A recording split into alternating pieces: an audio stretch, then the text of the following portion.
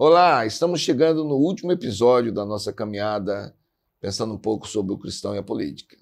Meu nome é Eliseu Dourado de Lima, eu sou pastor da Igreja Presbiteriana de Fortaleza, Avenida Visconde do Rio Branco, 636, no centro da cidade. Então, meu abraço para os nossos membros da igreja, e aí um abraço também para aqueles que ainda não são, mas que podem nos visitar. Consulte aqui o nosso site, nós temos ali as informações, você pode participar das nossas programações. Então, nós estamos aí compartilhando durante esses dias sobre o cristão e a política.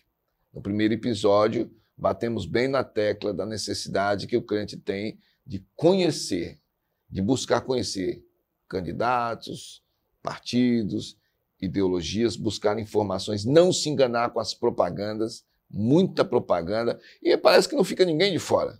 Muita gente aí, não sei se pode arriscar todos, mas com coisas que já deviam ter sido banidas da nossa sociedade. Gente, eu vou dizer uma coisa aqui e assumir a responsabilidade. Eu acho que tinha que criminalizar, sabe, os institutos de pesquisa que trabalharem durante a política. Instituto de pesquisa é para ver sobre educação, segurança, saúde, não é? Serem usados para isso, e não em tempo de política, porque alguns são fraudulentos. Basta você pegar os resultados passados e comparar com aquilo que eles deram como pesquisa. Não estou dizendo, então, todos, não é? Mas vamos pensar nisso? Muita gente votando por causa de pesquisa. Aí eu vou votar nesse candidato porque a pesquisa, gente, cai na real. Vamos estudar, vamos pesquisar.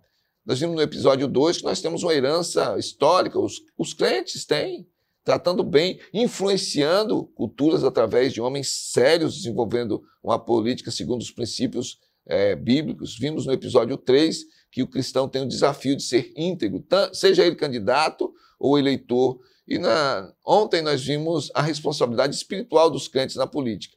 Hoje nós vamos fazer a conclusão, não é? Porque agora já vai chegar aí o domingo com a eleição, não é? Vamos aí cumprir a nossa cidadania, e aí eu estou vendo algumas pessoas mudando de ideia. Pastor, eu posso mudar assim? Não vai ser irresponsabilidade? Não. A única coisa que mata a coisa errada é a coisa certa. Parafraseando aí que o ensino errado é morto pelo ensino certo. Então, olha, não é vergonha se você for mudar porque você chegou à conclusão que estava apoiando um partido ou um político, um candidato, que através daquilo que propõe, porque você foi estudar e não ficou só ouvindo, você foi estudar e descobriu na plataforma coisas que afrontam a sua fé, não é vergonha mudar, não. Sabe, em Lucas, no capítulo 3, nós temos a chegada de João Batista, que abriu o caminho para o Senhor Jesus. Então, no capítulo 3, no versículo 10, há uma reação interessante, porque as multidões interrogavam, dizendo: que havemos, pois, de fazer? Os religiosos, alguns, né? Que havemos, pois, de fazer? Os militares, que havemos, pois, de fazer? Por que fazem essa pergunta? Porque ele fez um discurso pesado contra o pecado, contra a injustiça. Qual é a conclusão? O que é que eu vou fazer? No versículo 8, o João Batista disse: produzir, pois, frutos dignos de arrependimento. Então tal candidato, ele é evangélico e tal, veja, através dos seus frutos, se realmente o arrependimento pode ser comprovado, a conversão pode ser comprovada, sabe?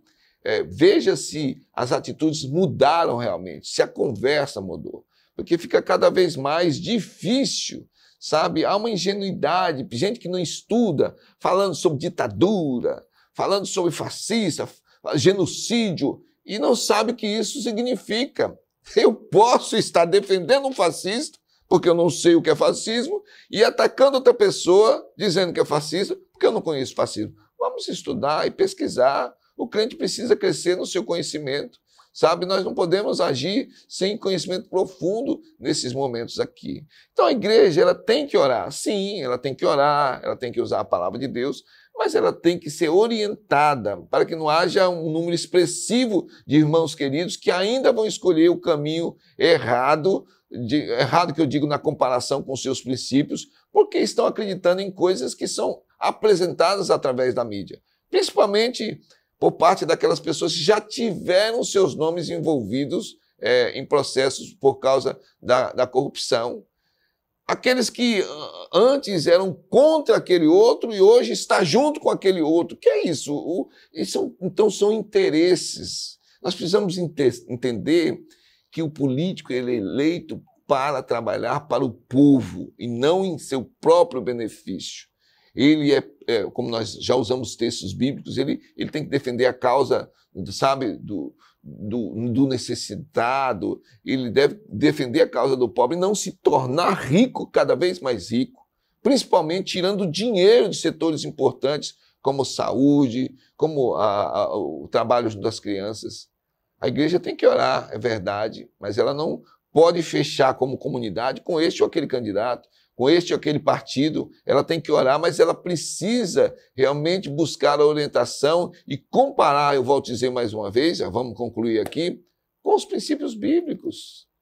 Eu não quero ser simplório, mas pegue a plataforma do partido, do candidato, da ideologia. Leia, estude. Pegue agora os princípios bíblicos. Nós vamos encontrar sintetizado em Mateus capítulo 5, 6 e 7. Casa? Está de acordo?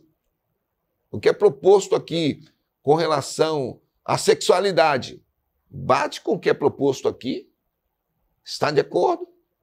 Então vou votar tranquilo. Agora, se não está, eu preciso pensar bem, porque eu volto a dizer, nada pode estar acima do nosso compromisso com Deus. Então, os palanques midiáticos aí, as plataformas que são colocadas para você ver, muitas vezes são diferentes daquilo que está lá no link, aquilo que está lá como informação. Então, eu preciso ver. Nós temos várias ditaduras no mundo. Temos Congo, Cuba, Venezuela, agora aí, a China, então, Angola, o Gabão. Algum candidato que eu pense em votar tem ligações com esse povo, então eu não vou me enganar. Se eu colocá-lo no poder, a coisa aqui vai caminhar em direção a isso. Vamos ser espertos. Nós devemos participar ativamente do esforço pela criação de uma sociedade justa, responsável, que é o discurso de alguns, sim, mas nós sabemos que o mundo caminha para se encontrar com Cristo Jesus. O envolvimento dos crentes com a política deve estar compromissado de verdade com o esforço de implantar os valores do reino de Deus nos reinos da terra. Porque cada vez mais o ser humano vai mostrando a sua maldade e a Bíblia diz que é assim. O justo vai fazer justiça, o injusto vai fazer injustiça. Por isso a participação política dos evangélicos brasileiros não pode ser impedida pela alienação.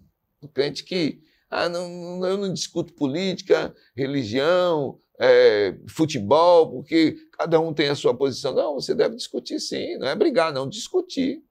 Por isso a participação política dos evangélicos brasileiros não pode estar impedida com alienação nem com inadequação. Gente, como é que um crente vai defender o seguinte? Rouba, mas faz.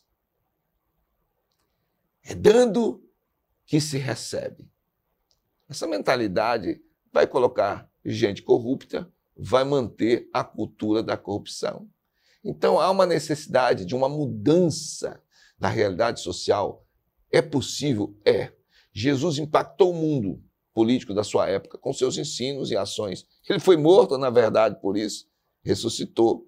E alguns, hoje, têm sido mortos. Vão esperar a ressurreição em Cristo Jesus, porque têm defendido os princípios cristãos. Eu quero encerrar essa nossa caminhada com esse episódio lembrando uma palavra de Tiago no capítulo 4, versículo 17. Tiago, capítulo 4, versículo 17, diz assim: portanto, aquele que sabe que deve fazer o bem e não o faz, nisso está pecando. E eu não estou aqui defendendo irmão, votem irmão, não é isso. Porque nós temos muitos irmãos aí fazendo besteira, entrando no jogo do sistema. Precisamos colocar pessoas que mudem, que derrotem um sistema que tem sido corroído cada vez mais. Constituição do país colocada sob os pés de gente desvairada fazendo aquilo que bem interessa. Você vai apoiar isso? Vamos mudar?